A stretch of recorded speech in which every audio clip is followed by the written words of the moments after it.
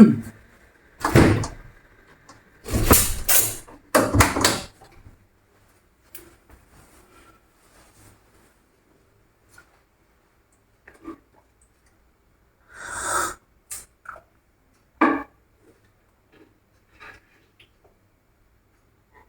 mau menerangkan kalimat tauhid. Ini penting sekali. Kalimat tauhid itu kata Ibnul Qayyim Al-Jauziyah dalam kitab Zadul Ma'ad. Ini kitab kesayangan Sayyid Abdul Al-Haddad. Sampai beliau ngendikan, ya laitani minha iddatan nusakhin li uhdiyaha ila tullab. Semoga saya punya naskah banyak yang mau saya hadiahkan ke santri-santri. Saking pentingnya kitab apa Zadul Qayyim. Itu beliau mengartikan la ilaha illallah itu luar biasa. Kalimat ini adalah kalimat super. Allah bikin surga juga demi kalimat ini. Siapa yang menerima kalimat ini maka masuk surga. Yang menolak kalimat ini maka dimasukkan neraka. Kita tahu neraka itu kalau ada batu dicemplungno, itu sampai ke bawah itu nunggu 70 tahun. Kayak apa kedalamannya? Bego siapa saja tidak akan bisa itu bikin apa? Neraka. Karena kalau batu dijatuhkan nunggu 70 tahun itu sampai kok riha. Itu dibikin juga untuk orang yang menolak la ilaha illallah. Kemudian karena manusia butuh latihan, dibikinlah langit dan bumi supaya didiami manusia untuk menerima konsep la ilaha illallah. Karena manusia butuh pelatih, diutuslah para rasul untuk melatih la ilaha illallah. Dan kalimat ini andaikan ada orang kafir 70 tahun, kemudian dia melafadzkan la ilaha illallah Muhammad Rasulullah, maka semua kekafirannya dihilang. Maka santri-santri yang aswaja ini harus yakin, ia adalah kalimatun dakhala bihal kafiru al-islam. Ini kalimat yang orang kafir 70 tahun saja menjadi muslim. Tapi sekarang banyak gerakan dengan kalimat yang sama malah orang Islam menjadi kafir. Itu kira-kira kelompok aneh nopo boten. Hanya karena la ilaha illallah banyak kelipatok dihukumi kafir. Gara-gara la ilaha illallah pitung dino diarani kafir. Wong kalimat ini sing kafir wae dadi mukmin. Sekarang dengan kalimat yang sama yang mukmin jadi kafir. Ini apa-apaan? Kira-kira gitu. Cara madzhab ini apa-apaan? Ini penting saya utarakan. Jadi kepastian tauhid. Ngendikane pangeran kul lil ladzina kafaru iyantahu yufar lahum ma qad salaf. Makanya Abu Hasan As-Sadili ketika nafsirkan fa'lam annahu la ilaha illallah wastaghfir li dzambika walil mu'minina wal itu ai bihadhil kalimah kata beliau. Kamu harus camkan bahwa la ilaha illallah. Dan setelah itu kamu baru sah istighfar untuk kamu sendiri maupun untuk orang mukmin siapapun, mukmin mukminah. Kita tahu andaikan kita punya keluarga kafirah atau murtadah, sah enggak diistighfari? Enggak sah. Tapi sefasik apapun asal dia min ahli tauhid maka sah diistighfari karena fa'lam annahu la ilaha illallah wastaghfir lidzambika walil mu'minin. Jadi sahnya mengistighfarkan orang lain hanya dengan satu syarat, yaitu dia min ahli la ilaha illallah Muhammadur Rasulullah. Sehingga dalam cerita-cerita kewalian, dan ini saya percaya cerita ini karena saya pernah menemukan di Musnad Ahmad, saya menemukan di Ithaf syaratnya Ihya, juga di kitabnya Said Muhammad Abu Abdul Farad itu. Dulu itu ada wali yang tukang bikin Istanbul itu. Pernah dengar tuh Istanbul itu yang Quran kecil itu. Kalau sekarang kan dibikin masif, mau 5.000-an. Yeah. Kalau dulu masih asli. Itu Kiai Sarbini itu kayak Mbah Khalil Bangkalan. Jadi karena dia orang penting itu, nak diundang orang itu, ya engkau nak ditakoki pangeran muni rombongan. Jadi kayak Mbah Khalil juga Mesir gitu. Terus ditinggal lagi. Engkau takoki pangeran muni ngenteni Mbah Khalil, ngenteni rombongan. Ya sudah gitu dong. Tapi karena beliau terkenal wali ya. Singkat cerita kalau Sohibul Bait ini enggak terima karena pas 7 hari sampai di sebelah sapi apa-apa ternyata dia tahlilnya sebentar. Terus kata beliau, ya sudah semua makanan itu ditimbang pakai pohon kelapa. Yang satu kosongin katanya. Kifatul mizan yang satu atau kafatail mizan yang satu dikosongin. Beliau datang yang bikin Istanbul tadi. Bilang bis itu sudah jam 4 kata. Sudah tinggi bismillahnya. Terus kata beliau, bismillahku ra genep ae wis ngalahno pakananmu, apalagi genep kata. Ini penting saya utarakan nanti di cerita yang di kitab Musnad Ahmad. Ini perlu dicamkan.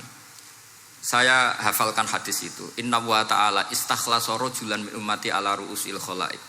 Setelah dipertontonkan, fayan suruh alaihi tis'an wa tis'ina sijillan. Kullu sijillin minha maddul basar. Jadi ketika dipertontonkan itu Ada satu box, yang satu boxnya itu sudah sepanjang mata melihat. Sudah satu boxnya saja tuh mislumaddil basar, sepandang mata melihat. Apalagi di 99. Terus Allah itu fair, Allah tanya, afalaka uzurun, apa kamu melakukan kesalahan banyak ini punya alasan? Enggak katanya.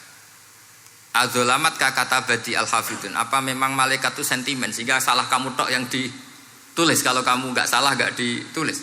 Enggak ya Allah. Terus kata Allah, bala innalaka inti hasanah, kamu masih punya satu kebaikan.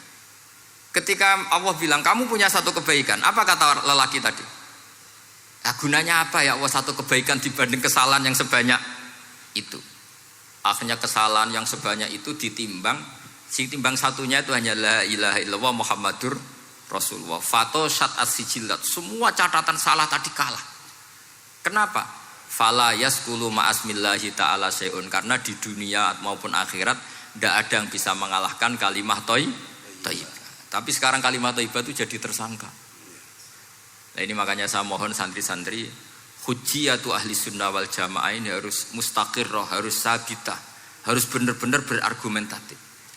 Sehingga kita tahu setahu-tahunya bahwa kalimat ini adalah kalimat yang orang kafir saja menjadi muslim. Masa dengan kalimat yang sama orang mukmin menjadi kafir. Ini penting saya utarakan karena kita harus terus belajar. Caranya gimana? Ya diantaranya tadi belajar kitab Ihya, beberapa kitab.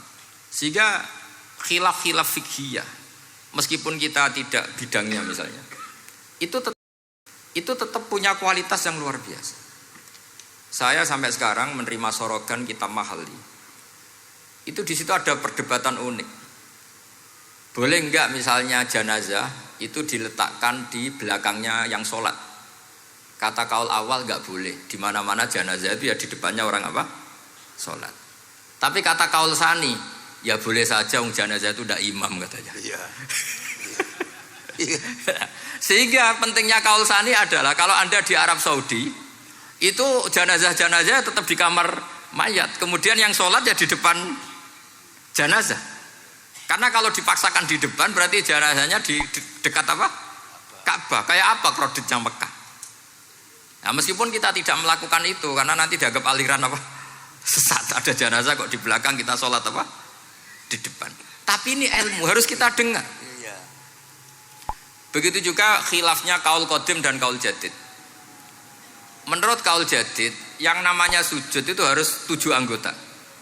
Karena kata Rasulullah SAW, umirtu an asjuda ala sab'ati a'zumin al-jabhah wal yaden wal rubbaten wal kodamen. Berarti al-jabhah 1, yaden 2, kodamen rubbaten 2, kodamen 2. Sehingga kalau kiai-kiai fanatik fikih itu nak anak-anak sujud ngongkrong dipetel-petel dong. Mergo supaya 7 apa? Anggota. Tapi kata Imam Syafi'i dalam kaul qadim, kata beliau, wayah tamilu, mungkin saja sujud itu cukup pakai jabhat. Karena dalam doa Nabi itu hanya sajadalaka wajhi wa sam'i wa basori. Tidak ada Nabi dongo sajadalaka wajhi wa yadi wa rubbati wa qadami. Jadi kecerdasan ulama-ulama dulu itu luar biasa. Sehingga kalau kita baca pembanding-pembanding itu, lama-lama kita menjadi cerdas. Ini yang terakhir saya cerita tentang Imam Ghazali. Dulu banyak orang yang bermadzhab pentingnya uzlah. Sehingga banyak ulama yang uzlah. Alasannya kumpul wong serepot tok. Paling gak ngerasani wong lah. Minimal dosanya ngerasani wong. Singkat cerita banyak ulama yang uzlah. Kemudian umat ini dipimpin aliran-aliran sesat. Terus ulama yang uzlah-uzlah itu diparani sama ulama yang sudah jadi wali. Ya akalatal hasis, karena dia di hutan sehingga makannya hanya rerumputan. Tarattum ummata Muhammadin sallallahu alaihi wasallam fi aidil mubtadi'ah. Betul uzlah itu baik, tapi membiarkan umatnya Nabi dipimpin orang-orang yang sesat. Makanya kita terima kasih sekali Gus Ali ada di antara kita, membimbing kita, membina kita. Jangan terus dunia wis rusak tinggal nawa tidak bisa. Ini ummatur Rasulillah.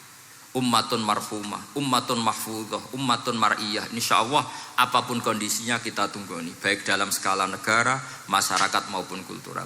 Saya kira demikian. Wassalamualaikum warahmatullahi wabarakatuh.